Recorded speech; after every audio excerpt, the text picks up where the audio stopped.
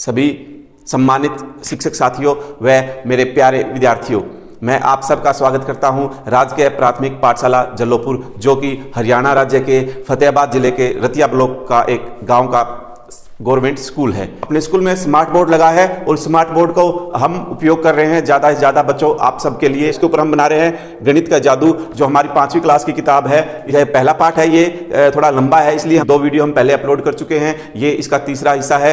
तो आज हम पेज नंबर 10 से शुरू करेंगे। इसमें हमें क्या दिया हुआ है बच्चों, हम चाहते हैं आप इसका अधिक से अधिक फायदा उठाएं। विभिन्न प्रकार की स्लाइड्स इसमें डाली हुई हैं ताकि आपको सीखने में सहूलियत हो। वो जो चीज़ें हम किताब में पूछी गई है, बताई गई है, वो हम आपको स्लाइड के माध्यम से अच्छे से समझा सके।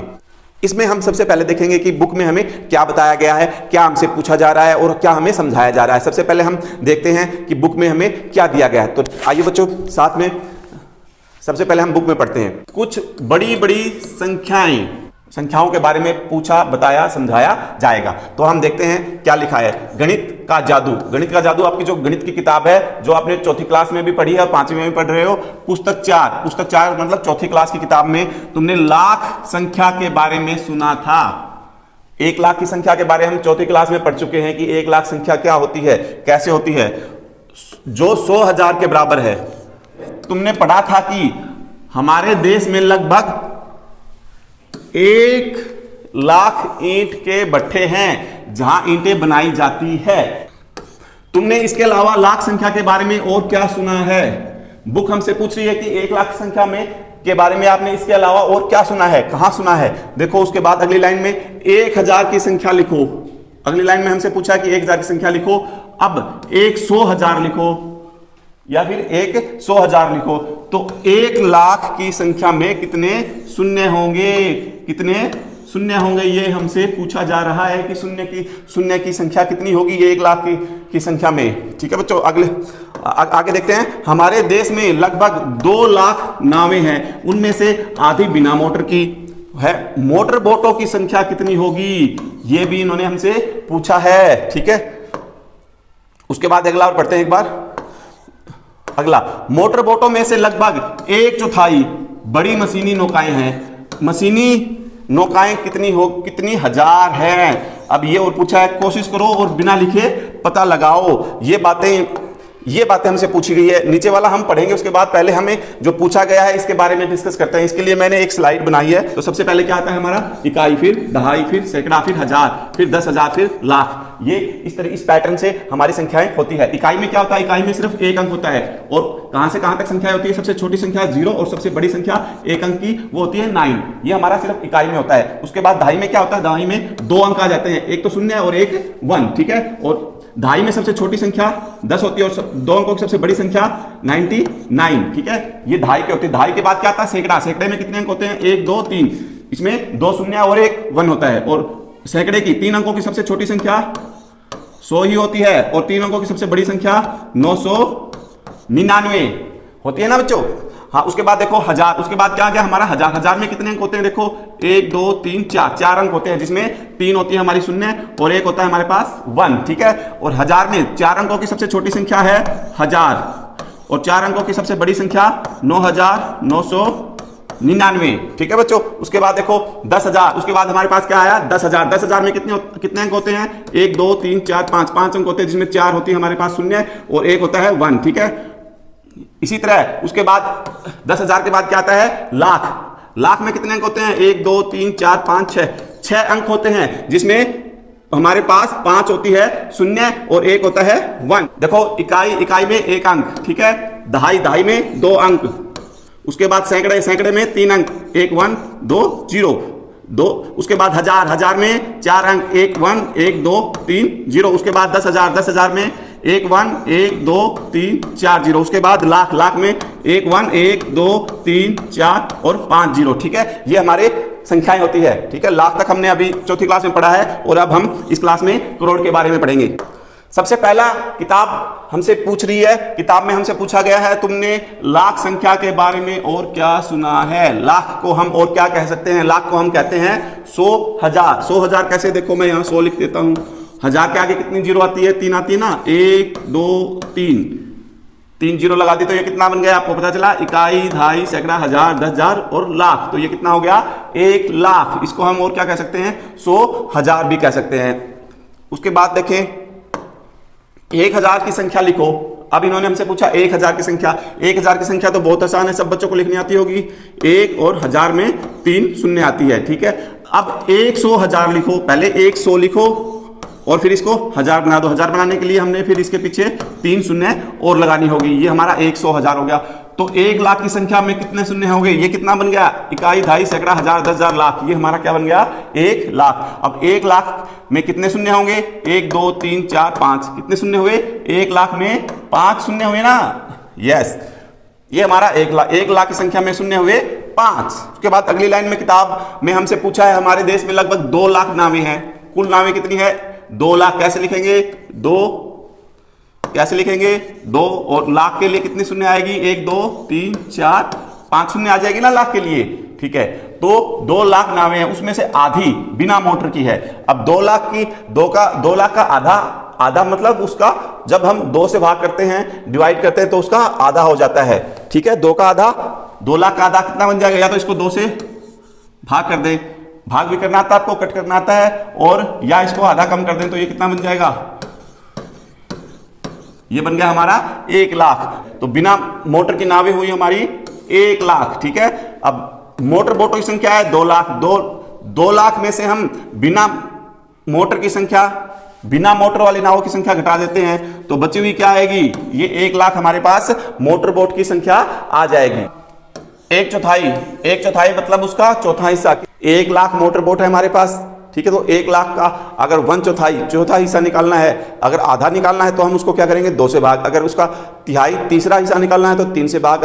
अगर उसको हम चौथा हिस्सा निकालना है तो हम उसको 4 से भाग करेंगे। तो कैसे, किससे भाग करेंगे, 1 लाख को 4 से भाग करेंगे। 4 से भाग करेंगे तो 1 लाख को 4 से भाग करना आपको आना चाहिए। कितना हिस्सा आ जाएगा, 25,000, 25,000। 1 लाख को जब 4 से भाग करेंगे तो हमारे पास 25,000 आ जाएगा, 1/4 हिस्सा उसका। तो मशीनी नौकाओं की संख्या हुई हमारे पास 25,000। ये हमें बिना लिखे पता लगाने के लिए मेंटली रूप से हम दिमाग से सोच के भी इसको कर सकते हैं, समझ के। शायद तुम सोच रहे होंगे कि आखिर कितने लोग हैं जिनकी जिंदगी जो है मछलियों से जुड़ी हुई है। कुल मिलाकर लगभग 100 लाख मछुआरे जिनकी जिंदगी जो है मछलियों से जुड़ी हुई है। जो मछली पकड़ते हैं उन्हें साफ करके बेचते हैं, जालों और नावों को बनाते हैं और ठीक करते हैं, आदि काम वो करते रहते हैं। एक बड़ी संख्या जो 100 लाख के लिए हमारे पास है, 100 लाख। अब 100,000 था वो तो था, 100,000 जो है हमारे पास वो तो हमारा 1 लाख के बराबर हो गया। अब 100 लाख एक बहुत बड़ी संख्या होगी। तो 100 लाख के लिए हमारे पास एक नाम, नया नाम है, उसको हम बोलेंगे 1 करोड़। क्या बोलेंगे हम, 1 करोड़। उसके बाद तुमने करोड़ के बारे में कहां सुना, यह किसके लिए उपयोग में आता है।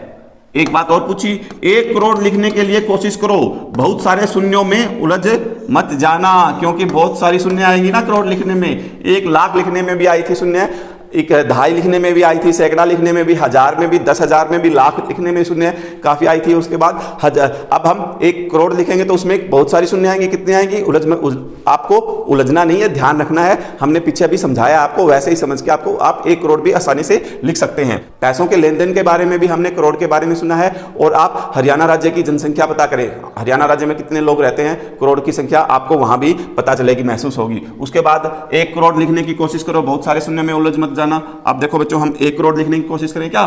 सबसे पहले क्या आएगा, इकाई, फिर क्या आएगा, उसके बाद दहाई, फिर सैकड़ा, फिर सैकड़े के बाद 1000, फिर 10,000, फिर लाख, फिर 10 लाख, और फिर उसके बाद 1 करोड़। 1 करोड़ हो गया पूरा। कितने शून्य आए, 1 2 3 4 5 6 7 शून्य और 1 1, ठीक है। 8 अंकों से मिलके 1 करोड़ बनेगा, जिसमें 7 शून्य होंगे। और देखो ये हमारा क्या हो गया, 100 लाख। अब हम इसको और क्या कह सकते हैं, 100 लाख दोबारा लिख के दिखाऊं आपको। देखो पहले हम 100 लिख लेते हैं। 100 को लाख के लिए इसके कितने, लाख के लिए इसके पीछे कितनी शून्य लगाएंगे, 5 लगाएंगे ना, 1 2 3 4 5। 100 के पीछे हमने 5 शून्य लगा दिए तो हमारा ये 100 लाख हो गया। और ये इसके लिए हमारे पास क्या नाम है, 1 करोड़। इकाई, दहाई, सैकड़ा, हजार, 10,000, लाख, 10 लाख और 1 करोड़। 1 करोड़ में कितने शून्य हुए? 1 2 3 4 5 6 7 7 शून्य क्या हुए? 7 शून्य हुए, 7 शून्य मतलब 7 जीरो। 1 करोड़ में जो होती है वो 7 शून्य होते हैं और 1 1 होता है। अब हम अगली स्लाइड, अगले पेज पे, आपकी किताब के अगले पेज पे, पेज नंबर 11 पे चलते। तो आप भी अपनी किताब का पेज नंबर 11 निकाल लें। तो ये पिक्चर, इस पेज पे हमें मछली बाजार के बारे में बताया गया है। मछली बाजार के बारे में हमारी बुक में हमें क्या समझाया गया है, क्या होता है मछली बाजार? क्या तुम कभी मछली बाजार गए हो? अगर हाँ, तो तुम्हें पता होगा कि भीड़ और शोर में भरी जगह को मछली बाजार क्यों कहते हैं। जहां पे बहुत सारी भीड़ हो, बहुत सारा शोर हो, तो वहां उस जगह को हम क्या बोल देते रहे? ये तो मछली बाजार है। आज मछली बाजार में बहुत चहल पहल है। कुछ मछुआरों की नावें बहुत सारी मछलियां लाई है। मछुआरी ने चिल्ला चिल्लाकर कीमत बताकर खरीदारों को अपनी ओर बुला रही है। देखो, मछुआरी ने अपने पास में मछुआरी ने अपने जो मछलियां बेच रही है, मिनी, ग्रेसी। यहाँ मिनी और ग्रेसी है और दोनों आपस में बात कर रहे हैं। मिनी क्या कहती है? यहाँ आओ, यहाँ आओ, ये लो छोटी मछलियां, सार्डिन 40 रुपए किलो। मिनी है वो जो है मछली बाजार में अपनी मछली बेच रही है और आवाज लगा रही है, यहाँ आ जाओ, यहाँ आ लो, छोटी मछली ले लो। मछली का क्या नाम है? सार्डिन। और क्या भाव दे रही है? 40 रुपए की किलो। जो ग्रेसी है वो क्या कह रही है कि जो इतना सस्ता आपको कभी नहीं मिलेगा, खरीद लो। सवार्ड मछली है वो है, मैं 60 रुपए किलो बेच रही हूँ, 60 रुपए किलो, इतनी सस्ती मछली आपको कहीं नहीं मिलेगी। हमारी किताब में हमें बताया गया कि फिलोरमा है, छोटी झींगा मछली है, वो 150 रुपए किलो बेचती है। और कारूथम्मा नाम है किसी का, मछुआरिन का, वो स्क्वीड है, 50 रुपए किलो बेचती है। ये मछलियों के नाम है, अलग अलग वैरायटी है। देखो यहाँ पे ये मछुआरिन इतनी बड़ी मछली लिए खड़ी है, टब में डाल रखी है। ये देखो 2 बड़े बड़े बकेट है और इनके अंदर मछलियां डली हुई है।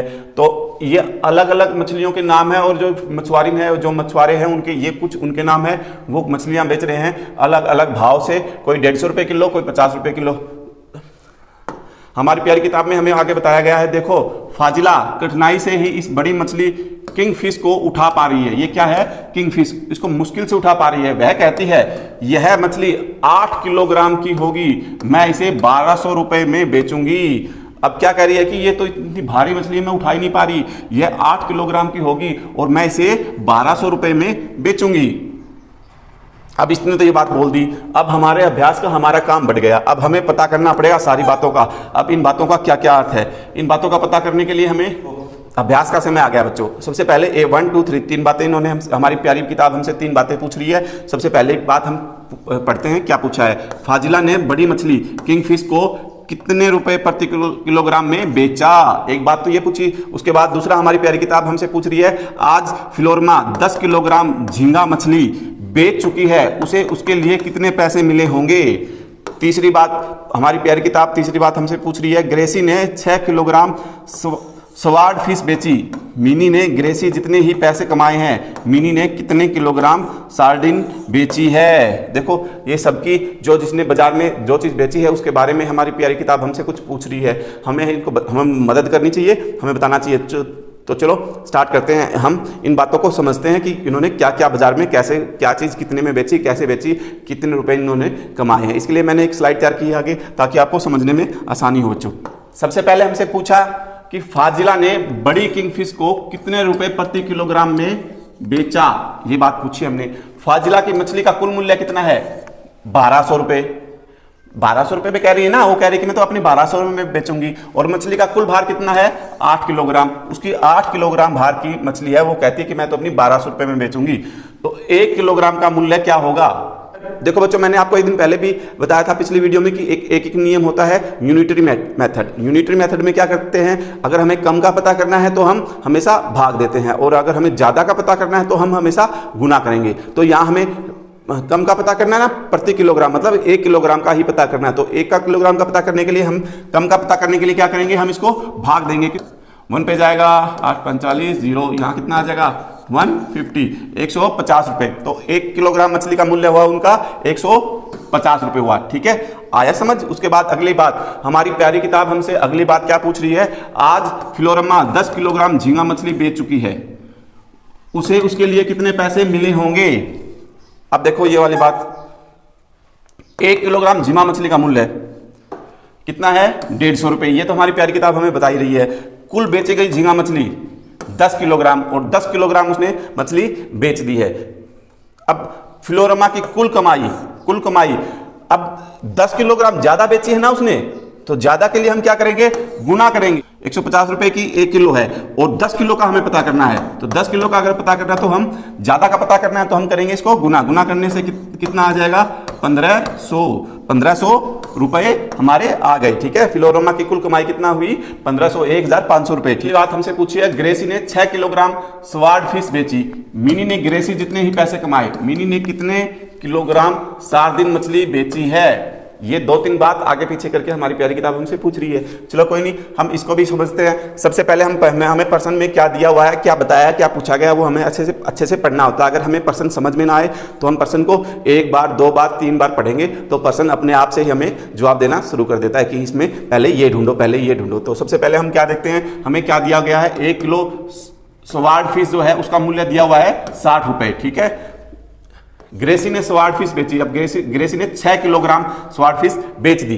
अब 6 किलो स्वार्ड फिश का मूल्य क्या होगा, जब 1 किलो का हमें पता है 60 रुपए है, 1 से ज्यादा मतलब ज्यादा का निकालना है, 6 किलो का निकालना है, तो हम क्या करेंगे, हम करेंगे गुना। 60 को 6 से गुना कर देंगे तो कितना आ जाएगा, 360 रुपए। ठीक है, 360 रुपए आए। ठीक है, इसलिए मिनी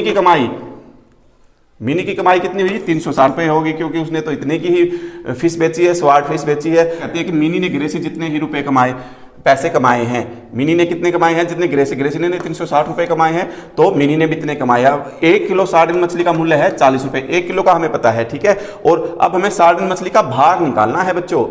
भार कैसे निकालेंगे, जितने रुपए उसने कमाए और जितनी की 1 किलो है, 1 किलो 360 और जितनी की 1 किलो है उसे हम डिवाइड करेंगे तो हमें पता चल जाएगा कि कितने किलोग्राम उसने फिश मछली बेची है। तो मिनी ने 9 किलोग्राम मछली बेची। ये हमारी किताब का 12 नंबर पेज है।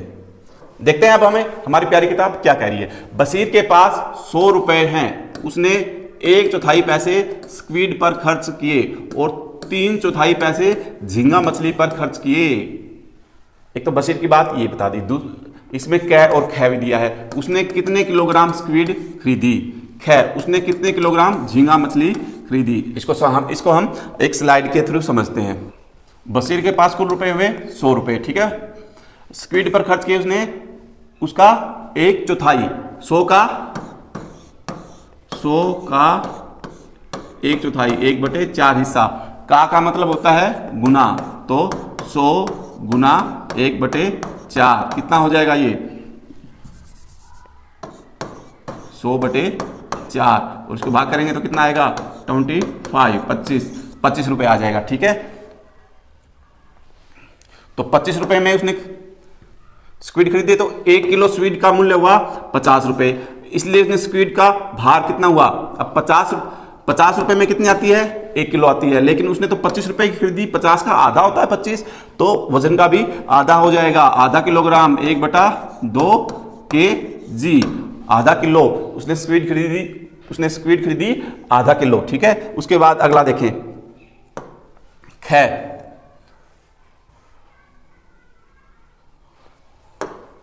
उसके बाद बशीर के पास कुल रुपए कितने रुपए हैं, 100 रुपए। झींगा पर खर्च किए उसने 100 का 3/4, 100 का 3/4 हिस्सा, 3/4 क्या होगा, 100 का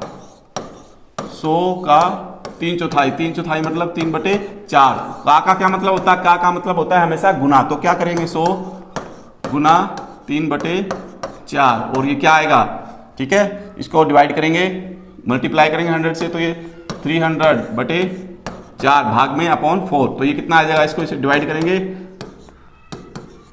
75 रुपए, कितना आ जाएगा 75 रुपए।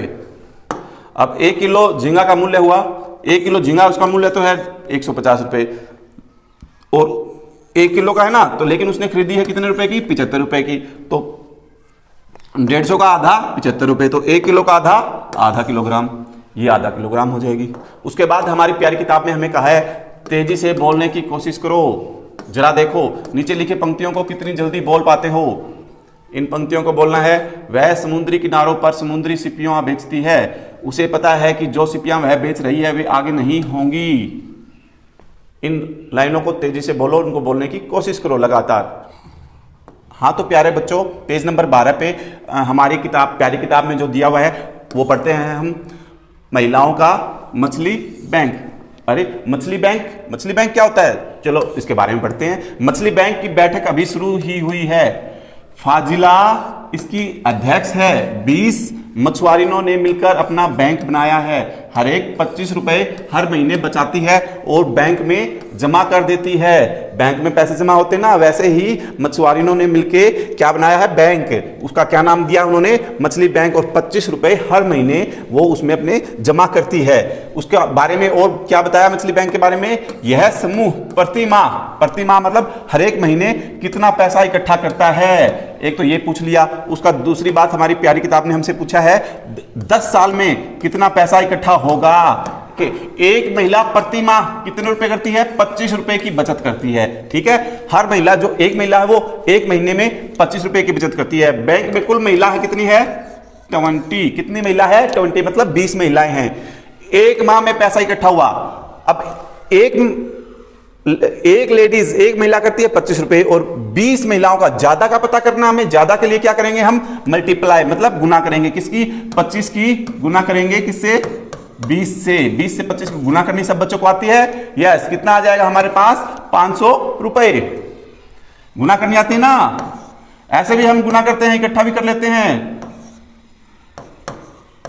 कितना आ जाएगा हमारे पास, 500 रुपए।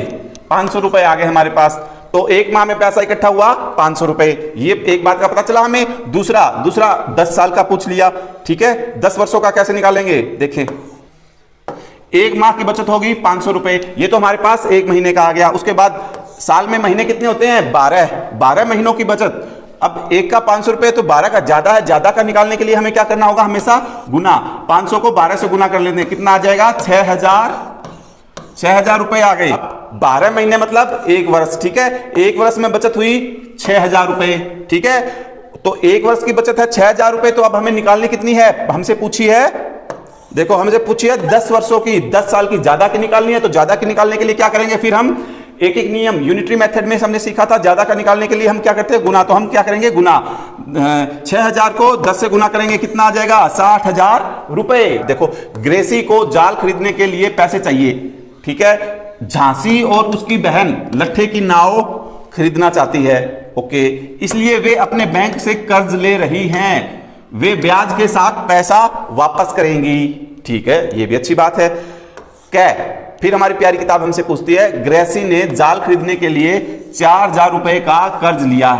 उसने 345 रुपए हर महीने 1 साल तक वापस दिए। वह कितने पैसे बैंक को वापस करेगी, ये बात हमसे पूछ ली। अब इस बात को हल करने के लिए, समझने के लिए हम अगली स्लाइड पे चलते हैं। अभी हमने प्यारी किताब में देखा, ग्रेसी ने जाल खरीदने के लिए 4000 रुपए का कर्ज लिया है। उसने 345 रुपए हर महीने 1 साल तक वापस दिए। वह कितने पैसे बैंक को वापस करेगी, यही बताना है हमें। ठीक है, इसको हम हल करते हैं। हर माह दिए गए पैसे, हर महीने उसने कितने पैसे दिए हैं, 345 रुपए। 345 रुपए उसने हर महीने जमा किए हैं। एक वर्ष में कुल माह कितने होते हैं, 12 महीने होते हैं एक साल में। तो एक वर्ष में बैंक को किसने दिए, कितने दिए, एक वर्ष मतलब 12 महीने में। 12 महीने का निकालना है, ज्यादा का निकालना है तो हम क्या करेंगे, गुना करेंगे। किसको, 345 को गुना करेंगे 12 से। गुना करनी आती है ना आपको, गुना करके कितना बन जाएगा, कितनी अमाउंट आ जाएगी हमारे पास, 4140 रुपए।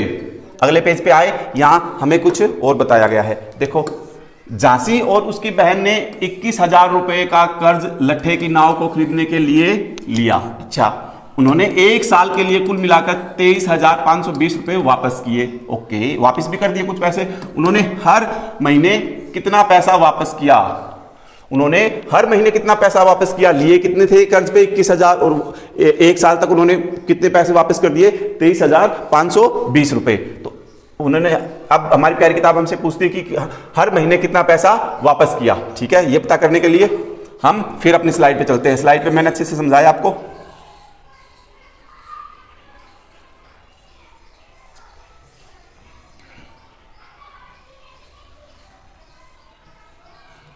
हाँ, यहां देखते हैं। देखो, ये हमारी बात जो उन्होंने पूछी है। तो देखो, एक वर्ष में कितने होते हैं, 12 महीने होते हैं, सबको पता है। ठीक है, वापस किया कुल पैसा, कितना पैसा वापस किया, 23,520 रुपए। ये जो हमारी किताब में हमें दिया हुआ है, 23,520 रुपए वापस किए हैं, ये हमारी प्यारी किताब में हमें बताया गया है। उसके बाद जितने महीनों तक वापस किए, 12 महीने तक, 1 साल तक वापस किए ना, हर 12 महीने में पूरे वापस किए है, तो प्रति माह वापस किया पैसा, हर महीने पैसा कितना वापस किया ये पता करने के लिए हम क्या करते हैं, उसको संख्या को जितने महीने हैं उससे भाग करेंगे। 23,520 को हम किससे भाग करेंगे, 12 महीनों तक, हर महीने हमें कितना पैसा वापस करना है। जब इसको हम भाग करेंगे तो हमारा उत्तर आएगा 1960 रुपए। ठीक है, भाग करना आपको आता है, हमने छोटी क्लासों में सीखा है। ऐसे रख के भी हम इसको भाग कर सकते हैं, ऐसे भी हम भाग कर सकते हैं, और यहां से इसको डिवाइड ऐसे भी कट कर सकते हैं। ठीक है, और हमारा जो उत्तर आएगा 1960 रुपए, 1960 रुपए हमने हर माह वापस किए। देखते हैं उसके बाद, पहले महिलाएं मछलियां पकड़ने नहीं जाती थी, लेकिन अब झांसी वो अन्य महिलाएं दिन में नाव पर जाती हैं। चीजें बदल रही हैं और उनका बैंक उनकी मदद कर रहा है। उन्हें मछलियों को भरी टोकरी साथ ले जाने के लिए एक खास बस भी मिल गई है। अच्छा, वेरी गुड। फिर क्यों न हम मछलियां सुखाने का नया कारखाना लगाएं। नया कारखाना, नया काम, वो मछलियां सुखाने का। देखते हैं हमारी प्यारी किताब हमें क्या बता रही है, क्या समझा रही है। मछली बैंक की मछुआरी मछली सुखाने का एक नया कारखाना शुरू करना चाहती हैं। पंचायत ने कारखाना लगाने के लिए उन्हें कुछ जमीन दे दी है। पिछले कुछ सालों से उन्होंने 74,000 रुपए बचाए हैं। उन्होंने पता लगाया कि कारखाना लगाने के लिए कितने पैसों की जरूरत है। अच्छा, ये सारी जानकारी उन्होंने इकट्ठा की है कि हम कारखाना कैसे लगा सकते हैं और कैसे पैसों की हमें, कितने पैसों की हमें जरूरत पड़ेगी। उन्होंने 74,000 रुपए तो पहले इकट्ठे भी कर रखे हैं इस बात के लिए। अब फाजिला ने उन चीजों की सूची बनाई जिनको खरीदना होगा। तालिका में हर चीज की कीमत और संख्या लिखी हुई है, कुल खर्चा पता करो। अब हमें तालिका दी है नीचे, उनको कारखाना लगाने के लिए क्या क्या चीज की जरूरत होगी और क्या क्या। ये पेज नंबर 13 हो गया हमारा। अब हम अगला पेज निकालेंगे। तो देखो बच्चों, ये पेज नंबर 14, इस पेज पे हमारे पास तालिका है। ये वो तालिका है, ये वो लिस्ट है जिसमें हम इस तरफ हमारी चीज लिखी हुई है, हर एक की कीमत दी हुई है। यहाँ पे उन चीजों की संख्या, कुल कितनी संख्या हमारी, वो किस मात्रा में, कितनी संख्या में हमें वो वस्तु चाहिए। तो सबसे पहले 1 नंबर पे क्या है, ताजे पानी के लिए खुदाई। सबसे पहले तो हमें ताजे पानी के लिए खुदाई करनी होगी। उसकी कीमत कितनी होगी, 3,000 रुपये एक खुदाई करेंगे। ठीक है, उसके बाद 2 नंबर पे मछली सुखाने के लिए बांस की अलमारियाँ। अच्छा, हम फिर सुखाने के लिए बांस की अलमारियाँ भी चाहिएगी। वो कितने रुपए की है, 2,000 रुपये की। और कितनी चाहिएगी हमें, संख्या में हमें चाहिएगी 20। ठीक है, उसके बाद तीसरे नंबर पर हमारे पास सीमेंट की टंकी। सीमेंट की टंकी 1,000 रुपये की एक होगी, और हमें कितनी संख्या में चाहिएगी, 4, वो हमें टंकियाँ चाहिएगी। उसके बाद 4 नंबर पे ट्रे और चाकू भी चाहिएंगे। हर एक चीज़ की कीमत है 300 रुपये, और हमें कितनी संख्या में चाहिएंगे, 20 संख्या में। फिर बाल्टी, 5 नंबर पे बाल्टी 75 रुपये की एक है, और हमें कितनी संख्या में चाहिएगी, 20। ठीक है, 20 संख्या में संख्या चाहिएगी हमारे 20। अब देखो, कारखाना लगाने की कुल कीमत हमें यहाँ बतानी है। कैसे पता चलेगा कुल कीमत, देखो ये 1 नंबर पे जो हमारा ताजे पानी के लिए खुदाई है 3,000 रुपये हर एक की कीमत हो, एक खुदाई हमें करानी है। तो कैसे निकालेंगे, 3,000 को 1 से गुना करेंगे, कितनी कुल कीमत कितनी आ गई, 3,000 रुपये आ गई। ठीक है, उसके बाद दूसरे नंबर पे जो है हमारे पास मछली की सुखाने के लिए बांस की अलमारी 2,000 रुपये की एक अलमारी है, और हमें 20 अलमारियाँ चाहिएंगी।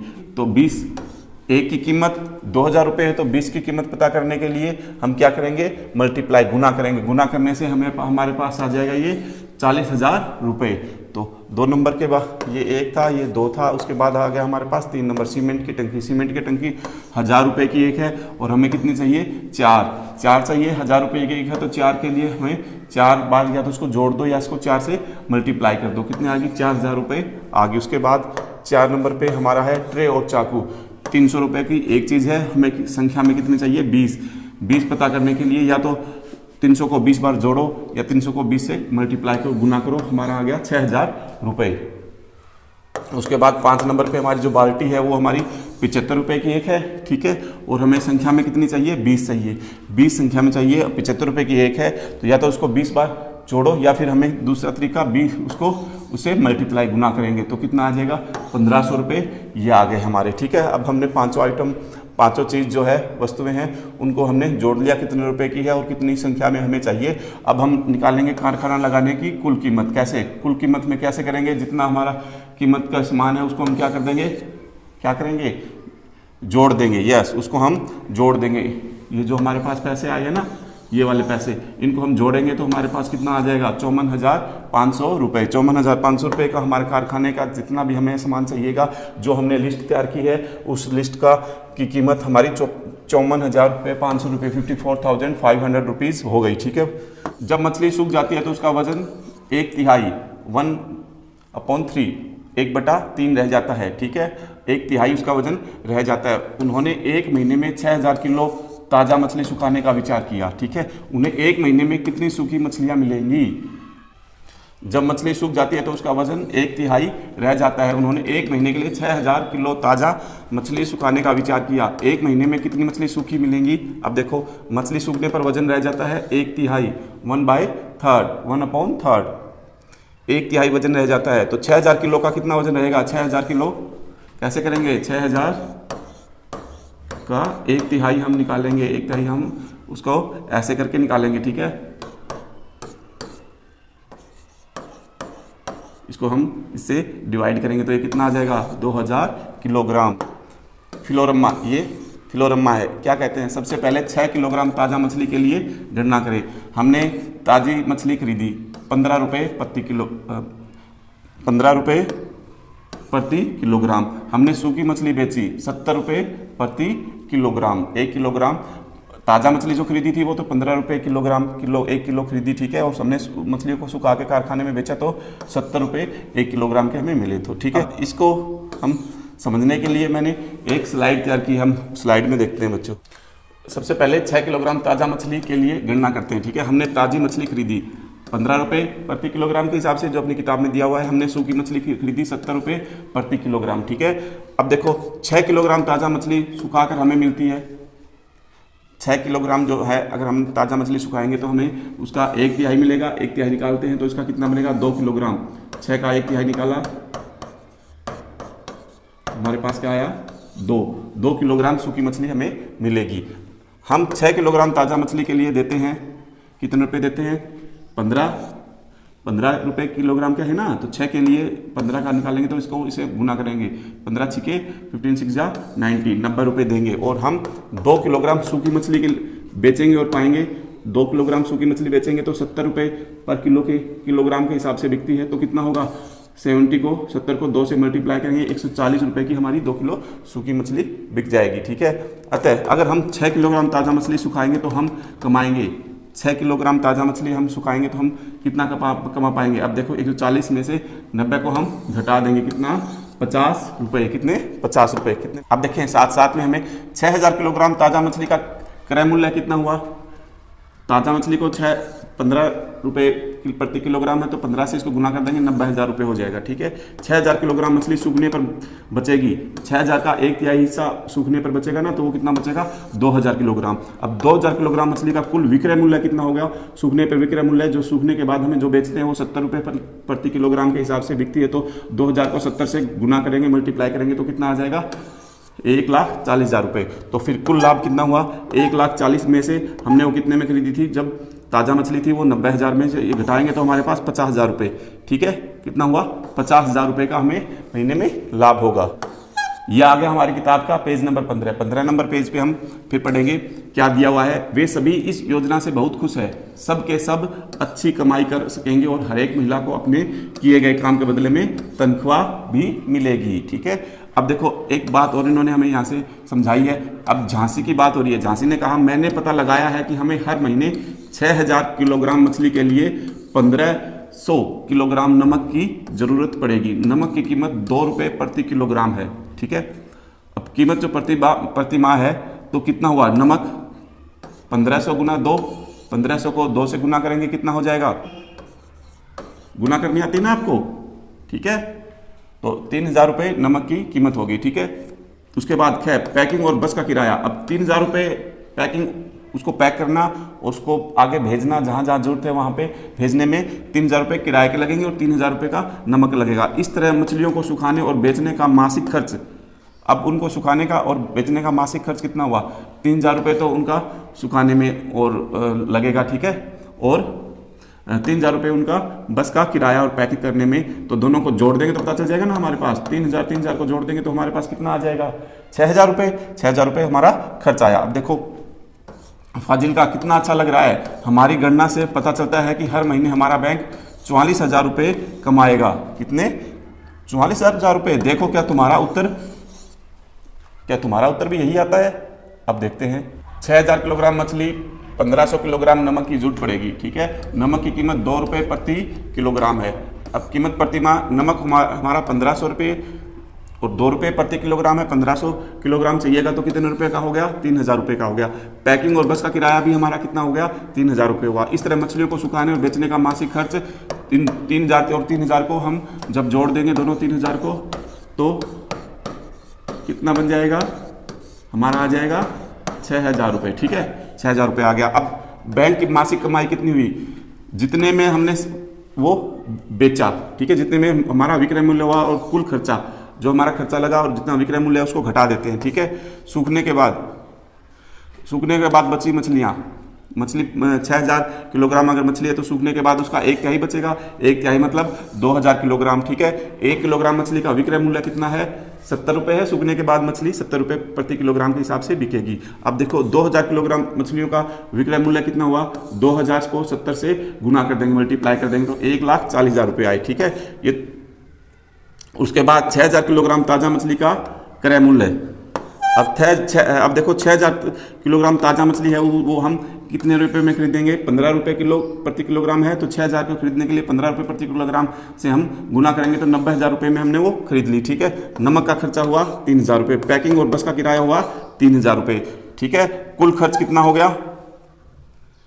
90,000 की हमने खरीदी है, 6,000 ऊपर खर्च हो गया तो ये हो गया हमारा 96,000। ठीक है, अब कुल लाभ या आय कह दो या कमाई कह दो, क्या होगा? विक्रय मूल्य में से कुल खर्च घटा देंगे। विक्रय मूल्य हमारा कितना है? 1,40,000 रुपये। 1,40,000 में से हमारा खर्चा कितना आया है? 96,000। 96,000 आया है, इसको हम घटा देंगे तो हमारे पास कुल रुपये 44,000 रुपये हमारी आय या लाभ होगा। हम इसको अपना लाभ बोल सकते हैं, आय बोल सकते हैं और हमारी कमाई बोल सकते हैं जो हम कारखाने से हमें मिली है। बच्चों 44,000 बताया इन्होंने। देखो क्या तुम्हारा उत्तर भी यही आता है? यस, हमारा उत्तर भी यही आया है। पता करो, मछुआरों के गीत बहुत सुंदर होते हैं, इन गानों के बोल और धुन के बारे में पता करो। ये आप कहाँ पता करोगे? अपने गूगल पे, इंटरनेट पे मछुआरों के गीत सर्च करना है आपको। ठीक है, वहाँ पे यूट्यूब पे आपको मछुआरों के गीत मिलेंगे, तो आप वहाँ से आप मछुआरों के गीत सुन सकते हैं। आप वहाँ सर्च करोगे मछुआरों के गीत, जो आप यूट्यूब पे, गूगल पे सर्च करोगे तो वहाँ आपको बहुत सारे मछुआरों के अच्छे अच्छे प्यारे प्यारे गीत मिलेंगे जो आपको बहुत अच्छे लगेंगे, आपको सुनने हैं। ठीक है बच्चों, मेरे सम्मानित शिक्षक साथियों व मेरे प्यारे बच्चों, तो ये हमारा चैप्टर फर्स्ट मछली उछली आज तीसरे पार्ट के साथ कंप्लीट हो गया है। इसके फर्स्ट से लेके 15 पेज हमने पूरे पढ़ लिए हैं और आशा करता हूँ आपको अच्छे लगे होंगे। हम अगले चैप्टर के साथ, हम अगले जितने चैप्टर आएंगे उनके साथ और भी इसको इम्प्रूव करने की कोशिश करेंगे ताकि आपको और भी इजीली अच्छे से चीज़ों का कॉन्सेप्ट क्लियर हो, अच्छे से चीज़ें वस्तु में समझ में आए। गणित में किसी प्रकार का किसी बच्चे को कोई डाउट ना रहे। अगली वीडियो हमारी और भी अच्छी रहेगी।